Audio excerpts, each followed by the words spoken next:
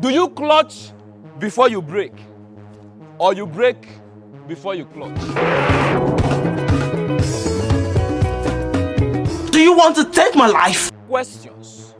Now, what happens when you match both the clutch and the brake? Does the car take a screenshot? Questions. Now, if you clutch before you brake, there are two things involved. It's either you are a learner or you don't know what you are doing. Now, if you are a learner, you are safe. But if you don't know what you are doing, there are two things involved. It's either you damage some pedestrians, innocent people walking on the road, or you hit a car you cannot afford. But I will do you a favor and teach you how to drive a manual car properly now.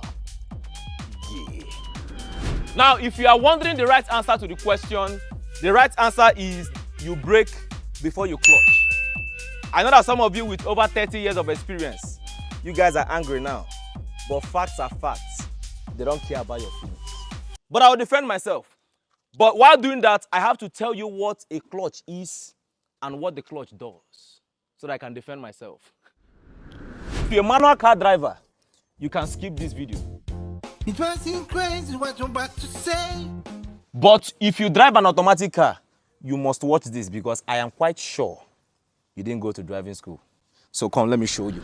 Now, the clutch is the first pedal by your left before the brakes. Now, this is the brake and this is the clutch. Now, let me tell you what this clutch does. Now, the transmission of your car is there to make sure that the engine works at maximum RPM. And the engine itself, what it does is to supply power to your transmission. Now, for you to be able to change your gear into a lower or a higher gear, you need to discontinue that power flow. And that is what the clutch does. That's the simple functionality of the clutch. Now, let's say you are driving at a speed of 100 kilometers per hour and there's a car in front of you. Now, do you think that the correct thing to do is to break the flow of power by using your clutch or engaging the brake pedal? That's a question for you to answer. Now, the only time it is advisable to clutch before you brake is when you are moving at a low speed of like 10 kilometers per hour or 25 kilometers per hour. Now, if you are moving at this low speed and you brake before you clutch, your car will jerk or have an erratic stop. Now, let me show you what I mean. Now, currently, I am moving this car now. As you can see, it's quite slow. Now, if I make the mistake of braking at this point, now watch what happens. Just watch.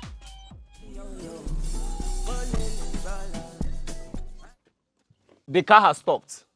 That is because I am moving at a low speed and there's no longer enough power flowing to the transmission. That is the only time it is advisable for you to clutch before you brake. Now, if you are driving at a speed of 100 kilometers per hour, that means I'm quite fast. There's a way you stop your car. You brake before you clutch. Now, to demonstrate this, come here. I'm going to use this guy as a car parking in front of me and how not to jam him. Do like this. In the name of the Father, yeah. Now, go and steady. I'm going to be driving at a speed of 120 kilometers per hour and I'll try to stop this car by braking before I clutch.